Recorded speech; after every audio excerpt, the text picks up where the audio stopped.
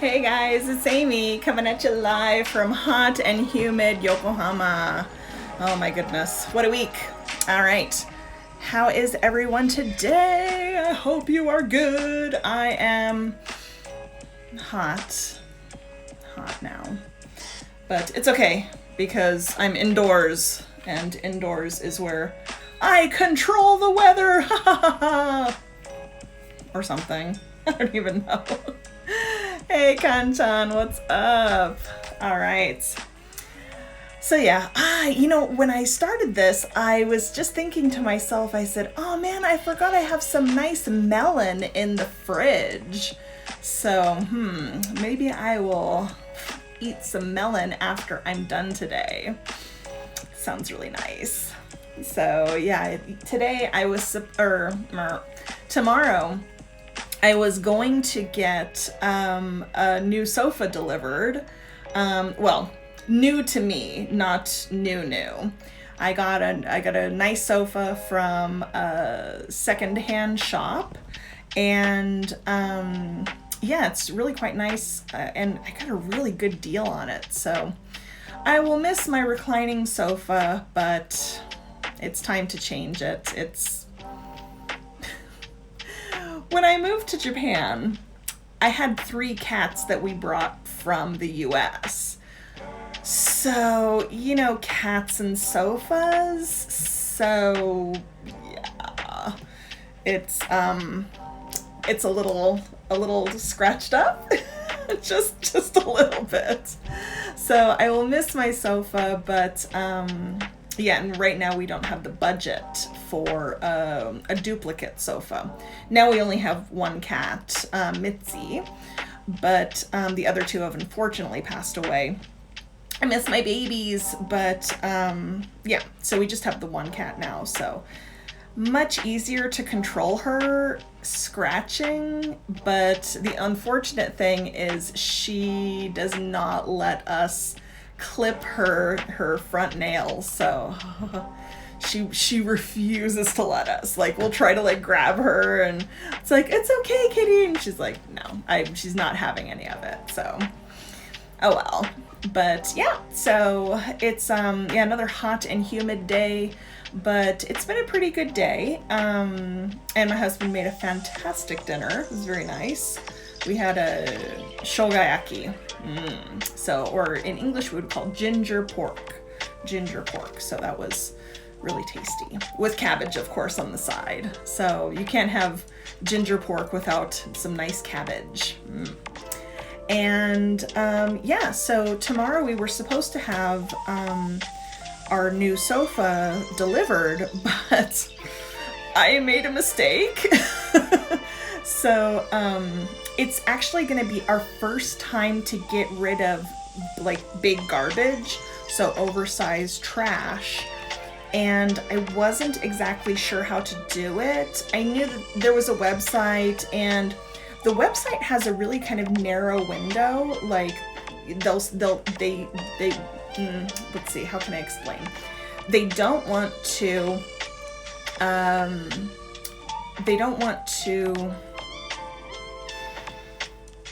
accept your reservation until you're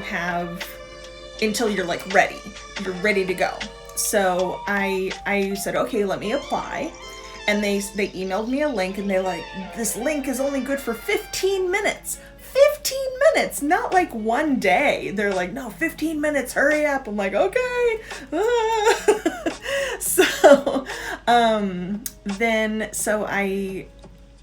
There's a few things that we need to throw away, because we're doing a little bit of danshari during this summer break of my husband's, because he works at a junior high school.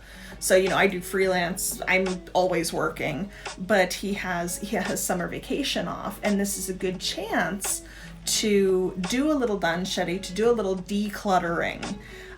So we decided to take that opportunity. We're just going to throw some stuff away, including the big sofa.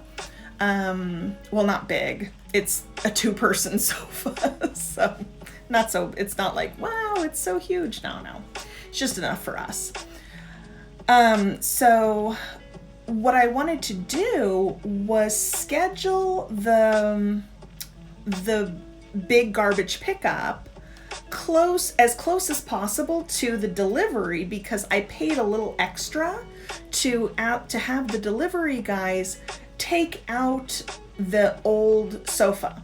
So not take it away. That would have been an extra 6,500 yen, which I'm like, that's a lot of money. Or I could pay an extra 2,000 yen to have them take it downstairs, because we live on, I'm on the first floor here, but we live on the second floor. So, yeah, so I don't want to go downstairs. I've fallen down those stairs before, so they're scary. They're a little bit steep. So steep, a little bit tall stairs. So yeah, I'm like, nah, I don't want to do that. So yeah, so I paid them an extra like 2,000 yen to take it downstairs, and I think I can ask them to move it to the designated area. It's not far, so but even if they're like, nope, down the stairs and forget about it, then yeah, it's okay. What was gonna end up happening before was that there would have been like about a 5-day gap between them taking the sofa downstairs and us taking it to the garbage site. So it was a little bit too long, especially in summer, and it's sometimes raining, so we don't know. And you know, I don't want to have a sofa soaked with rain, and then it's like really heavy. So, you know, I'm not strong. So I'm a little strong, but I'm not that strong. So yeah, I decided to, and then I missed the window. So the window is really narrow. So, yeah, so I ended up doing everything today. And I asked my friend to call and see if they would reschedule the delivery. So they were like, no problem. And I scheduled the big garbage pickup. So the big garbage pickup is happening on the 16th. No, scratch that. The sofa's being delivered on the 16th. The big garbage is being taken out on the 17th. So it's nice and tight then. So that's gonna work out a lot better. And I was really stressing because we're not ready for the new sofa. It's still really messy upstairs. But yeah, so I feel better now that we have 2 weeks like safe. And let's see, that's right. So this last Saturday, as you guys know, I got my first corona vaccine. Yay! Super happy. My experience was, oh my goodness, the experience of getting the actual vaccine, super smooth. It was amazing. There was like all of the staff were there. We took the bus, and it was really kind of out of the way, but it was whatever. We have to go there twice. And all the staff were lined up and like, please go here and please go there and da-da-da, and take your temperature, sit down, here's your, get your forms, all the stuff, super smooth. And everything was like bam, bam, bam. We didn't have to wait. It was probably the smoothest experience that I could have even anticipated. So well done. And fortunately, the actual injection, I was worried about it because I don't like needles, but the actual injection, it didn't hurt. So I was really, really pleased because I got lucky, and I got, someone who really knew what they were doing. And yeah, absolutely no pain going in. Our appointment was at 1:30 in the afternoon, and then probably about dinner time, both my husband and I felt a little, now here comes the soreness. And my husband's lasted about maybe until early the next day. Mine lasted about a day or so. But then, yeah, then after it was fine. So, yay! So excited. So the next one is going to be on August 14th. So I'm really looking forward to that. And yeah, everybody is like, whoa. So the number of cases is ridiculous right now. It's so high. And so I'm just like, please, everybody get vaccinated if you can. Yeah, so it's really important. So yeah. But I'm on my way. I'm on my way to get more vaccines. So it's going to be good. All right. Okay, so let's see here. Oh man, I've been working on, to make my slides, I've been working on Adobe Spark Post, but I tried Canva today. It was so much faster to save my pictures. It was really fast. I knocked all of these slides out in 10 or 15 minutes. In Spark, it probably would have taken at least double that. So I think maybe when it comes to renew the Pro for Spark Post, I don't think I'm going to do it. I might go Pro for Canva. Good stuff. So it might just be a better product. I don't know. So let me know if you have any experience with that. All right, so let's get started. So hopefully these work. Okay. Yes. Oh, and see, it's so beautiful too. Oh, fantastic. Okay, so for something to become a thing. So this means that if something becomes popular, something is, like originated. So something, the way Japanese people would probably say is when something is born. So something is born in Yokohama or something, okay? Like Ieke Ramen, it was born in Yokohama. So it became a thing in Yokohama, okay? So for something to become a thing. All right, and next, okay, idiom time. So to be in the same boat. Now I was going through, I always check who likes my everything because I love it. I love knowing that I'm helping people. So, and someone had put a post of theirs that someone was in the same boat. So this actually, it got me to researching it because I really like, it's called etymology. So E-T-Y-M, I don't know how to spell it, etymology. So I love etymology, or the origin of words and phrases. I find that it's really important when you are learning a language, especially a language as complex as English, to really understand where this stuff comes from. Because, so here, I'll take this one off. Because English is so complex. It's so complicated because it comes from many different places. It's not just English. There's a lot of French, there's Latin, there's all kinds of different stuff squished in, and it makes English. So, yeah. So finding the origin is a good idea if you're learning English. Hey, Kazumi. Let's see here. Yeah, so to be in the same boat, this actually comes from ancient Greece. So the ancient Greeks said that, so to be in the same boat means to share the same unpleasant experience. So what this person had posted about was that, with the corona situation, everybody is in the same boat. So whether we want to be or not, we're all in the same situation.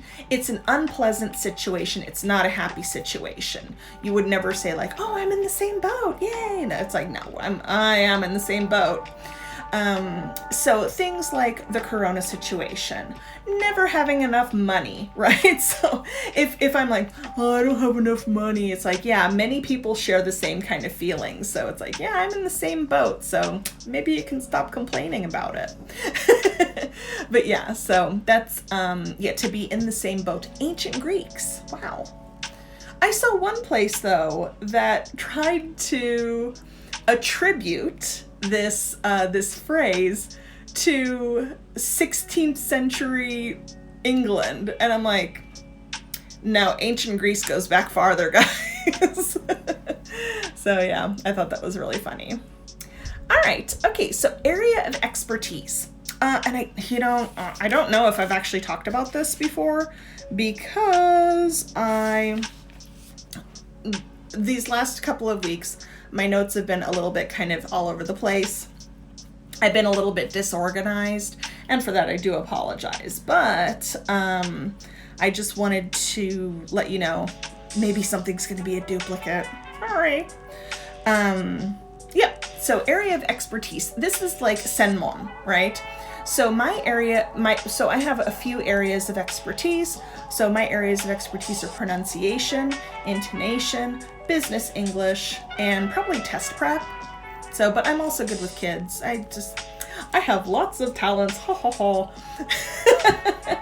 So yeah, so those are kind of my specialties. But of course I can teach general English as well. So yes, so area of expertise. So if you go to a dermatologist, right, like a skin doctor, their area of expertise is skin. Okay, and skin troubles, that kind of thing. That's their area of expertise.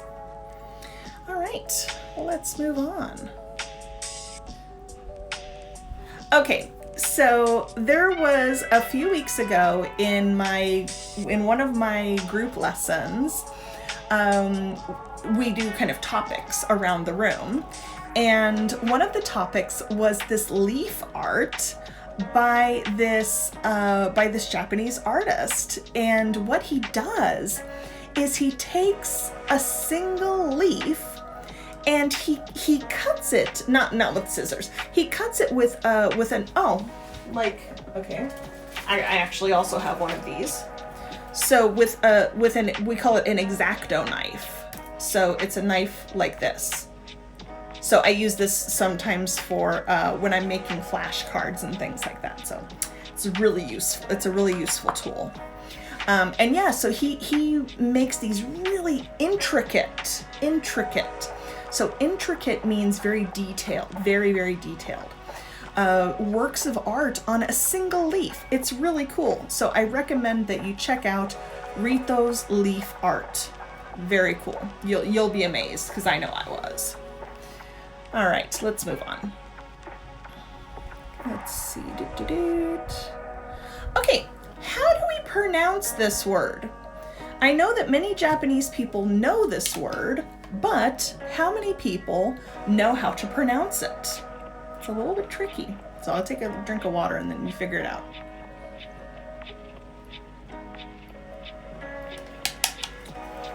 So the way we say this is titanium. Titanium. Hi, Mayumi. How are you? Yeah, so we say titanium. So I heard Japanese say like titanium or something like that. So it's like, nope, titanium. So let's think about the origin of this word, okay?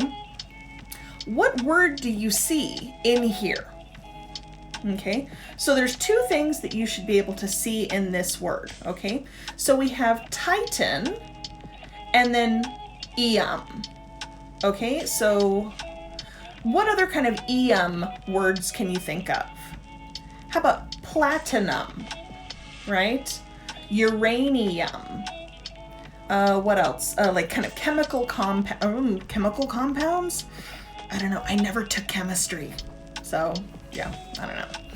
But yeah, platinum, plutonium, uranium. There's lots of iums or even just at the end of words. And I think that means it's a chemical compound.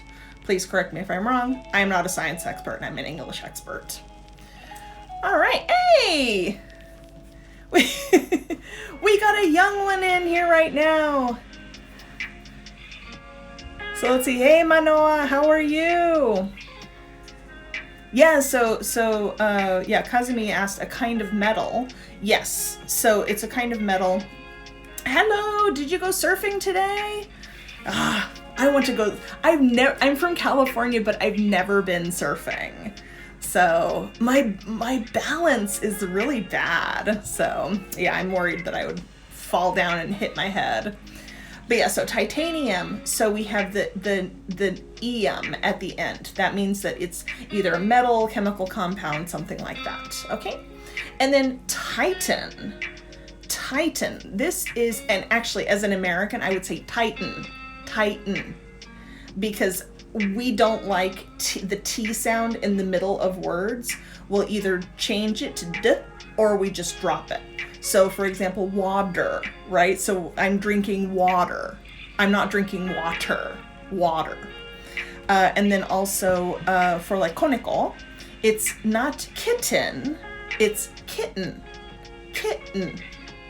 So we drop that T. So I would say titan.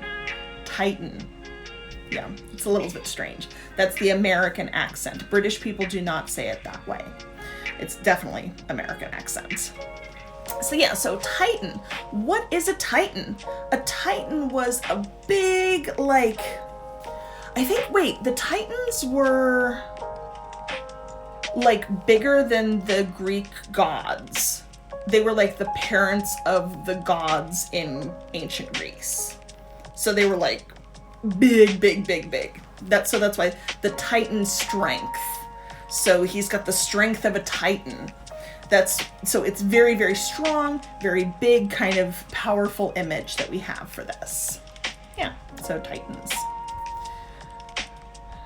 Next, okay, so my printer ran out of ink. What does it mean to run out of? Oh, so Manoa says, thank you for your message every time. You're welcome, sweetie. I'm happy to support you and your channel. Thank you for supporting mine too. So yeah, so what does it mean to run out of? So my printer ran out of ink. So this can kind of give you an idea about what happened. What do you think? What happened? So the printer, the ink became empty. Okay, so before there was ink, now no more ink. Okay, so now you have to replace the ink in your printer. All right, next. Okay, so recently I've heard, here, I'll stop sharing for a second. So recently I've heard quite a few of my students say, use words that I'm like, what are you talking about? And, so sometimes this happens because, nobody's perfect. At the same time, when I really understand what they're saying, but I don't understand what the word is, then because I'll say like, okay, can you spell that? And then they spell it and I'm like, I don't know this word. This has happened a couple of times recently with medical words. So it's very, very interesting to me to think about different kind of words. So one of the words here I'll show you is cecal. So the cecal, I don't know what this is. I'm like, I don't know, what is cecal? It doesn't mean anything to me. So what we call it is our appendix. So in your large intestine, or not the large intestine, there's a little tiny thing that we don't really know if it has some purpose or not, but sometimes some like poop or something gets inside and it creates an infection, and then we have to have an emergency surgery and take it out. So in the US, we call it your appendix. This could be a British American difference. I don't know. But the only way that I know it is the appendix. So, my appendix burst. I had to get my appendix out. Oh, I really understand. Anything cecal, I'm like, what? All right, and then there's another one. So a student of mine went to the eye doctor, and she was saying that when the doctor was examining her fundus, I'm like, what's a fundus? So what the fundus really is, so I had to look it up. What the fundus is, it's the back of the eyeball. So, the doctor can, they sometimes take a picture of the inside of your eye, and the fundus is kind of the bottom part, the bottom back part of your eyeball. And it's technically not the retina, but in everyday conversation, I am not an eye doctor. So in everyday conversation, we say, so the doctor's always told me I'm looking at your retina. I'm like, okay. So in everyday conversation, retina. Again, I dropped the T. So retina. So not retina. Yes. Yeah, but fundus. To me, fundus, it sounds like fungus. Like there's like mushrooms coming out of your eyes, like, gross. But yeah, so next, okay, nasty. Okay, what is the difference between rind, peel, and skin? So these are the outer coverings of fruits and vegetables. So we have outer coverings, okay, rinds, peels, and skins. Some you can eat, others you can't. I don't think you can, yeah, it's not even a you shouldn't. It's I don't think you can. Let's see. Okay, so let's take a look. So a rind, melons have rinds. So rinds, yeah, rind, I don't say rinds, it's just rinds. I don't know why, that's interesting. So yeah, so a melon, you can't eat it. Wait, no, hang on, that's the wrong one. Hang on. There we go. Sorry, that's the right one. So it's inedible, meaning you cannot eat it. So edible, so ed, eat. Ibble, able. In, not. So cannot eat, inedible. So melons, no, can't eat it. I don't know if anything else has a rind. A melon rind, like any melon, watermelon, cantaloupe, honeydew. I don't know what Japanese melons are called. I just know the American ones. Yeah, so melons have rinds. They are inedible. Next, we have peels. Peels are also inedible. You cannot eat them.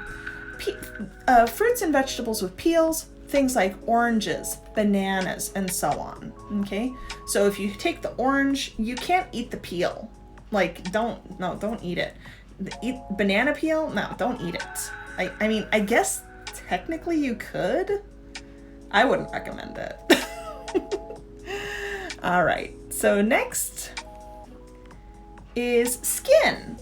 So just like skin, right? Or, actually, I did put fruits and vegetables on here, but we also have like chicken skin, right? Chicken skin. So you have the chicken and then the skin on top. You can eat it, right? It's edible. You can eat it.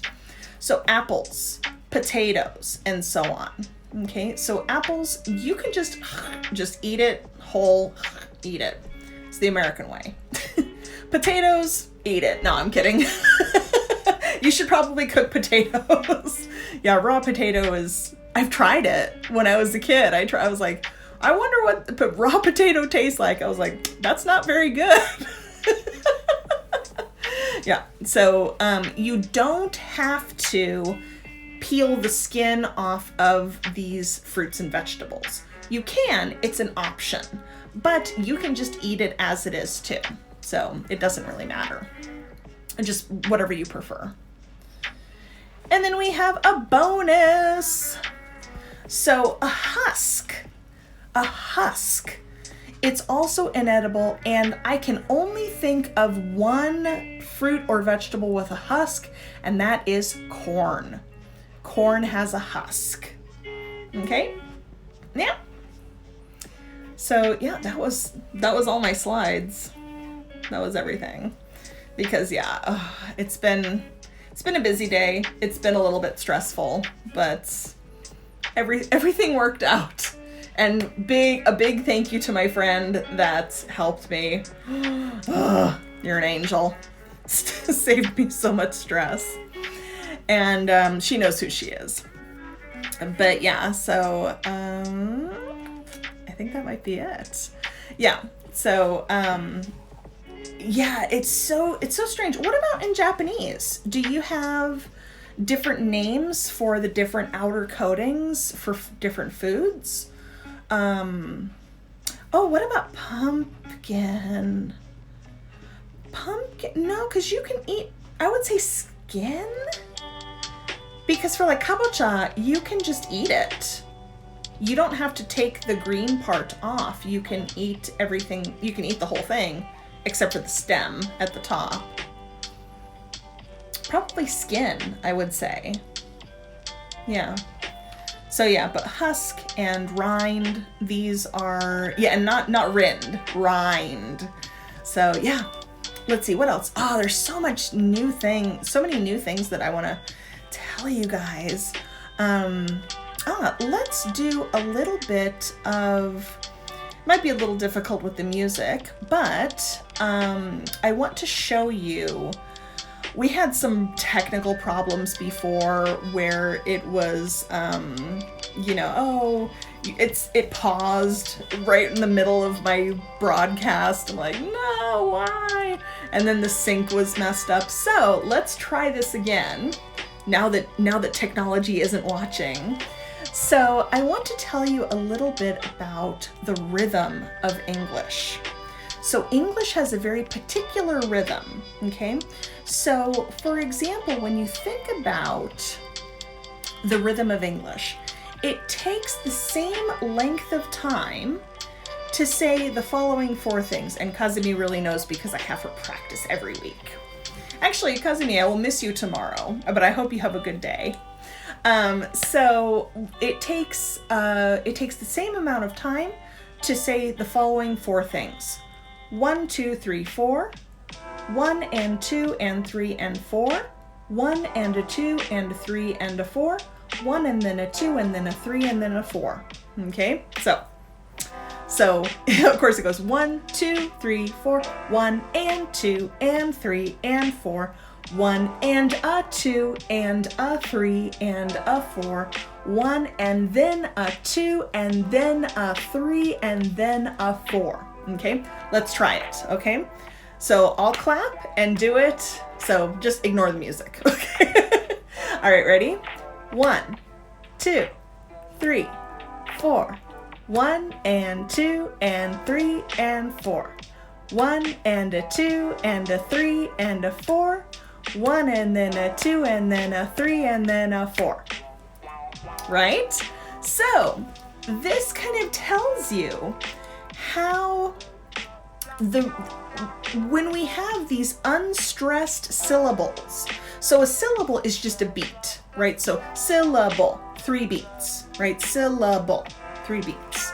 So when you clap, when I was a child, this is how we learned about syllables. So we would clap and say a word and try to fit it into the particular beats. So if I say, balloon, it's 2, right? But I can't say balloon. No, it doesn't work that way. So I say balloon, syllable. Yeah. Don Quixote. So anyways, but yeah, so the beats and the rhythm, it's very, very important for English. Another exercise that I have many of my students do is the nursery rhyme Jack and Jill. So Jack and Jill is a really great nursery rhyme for learning the up and down intonation of English, especially American English, and the rhythm. So it combines the two. All right. Oh, she's going to sleep now. Good night. Sleep well, okay? And I keep posting. I love it. Okay, so let's do some Jack and Jill. If you don't know Jack and Jill, quick Google search Jack and Jill nursery rhyme or just Jack and Jill, okay? So, and I'll clap again, and I want you to listen because it's got a very, very simple up and down. So, okay? It's just that, okay? So, let's try it. Jack and Jill went up the hill to fetch a pail of water. Jack fell down and broke his crown, and Jill came tumbling after. Do you see it? This is how native speakers can learn and understand this kind of rhythm. Before we can even speak, we're hearing these things. So I want you to practice. So Ann also knows this. So you know Jack and Jill? So yeah, nursery rhymes can be a very, sometimes we might feel like, oh, it's too childish. I'm a grown up. I don't need this kid stuff. It's important because that's, oh man, I gotta sneeze in my nose. Oh, am I gonna sneeze on my broadcast? Maybe. Who knows? Ooh. Okay. Anyways, so it derailed me. Sneeze. We are learning this kind of thing from babies. So don't worry about, oh, it's too childish. Learn it. Enjoy it. It's fun. So, and then you can start thinking about like, why is Jack doing this and what's happening? And a lot of these have old political stories attached to them. It's very interesting.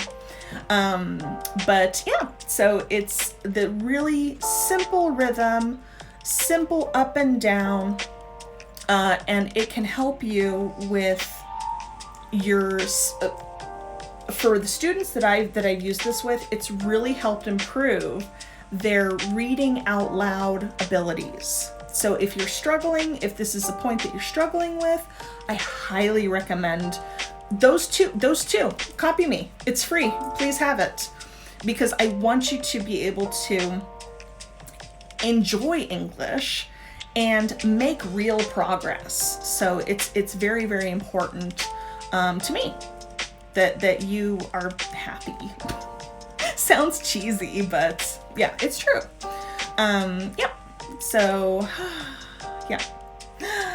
And everything was fine. No broadcast problems. I'm excited. All right. So today we are actually going to cut it a little bit short because I have a new student. Yeah. So I have a new student and we're starting at 9:30. So I want to take a little bit of time, get a drink, and maybe, take care of business. And yes. So yeah. Of course, if you guys have any questions, please send them to me. You can send me an instant message, like send me a DM, send me an email, look at my profile. You can find different ways to get in touch with me. Please, I love answering questions, okay? I'm here to help you, okay? So, yeah, but that's going to be it for today. If you're watching this on YouTube, please make sure to like and subscribe. If you're watching on Instagram, please give me a little heart and comment. Yeah, it's great. I love each and every one of them. So yeah, and also spread the word, share with your friends, because my goal is to help as many people as I can. It's a little grim because it's like, I want to help as many people as I can before I die. Which is really weird, but it's true. Yeah, I don't know. Don't ask me. But yeah, so that's really my goal. So I want to give you the knowledge that I have to help you with your English. Yeah. So, and also if, I am accepting new students. So if you're looking for English lessons, my rates aren't cheap, but they are reasonable, especially for what you get. Basically, custom lessons and tailored specifically for your needs. All right, so thank you so much, and I will see you guys next week. All right, thanks everyone. Have a good evening, okay? Bye.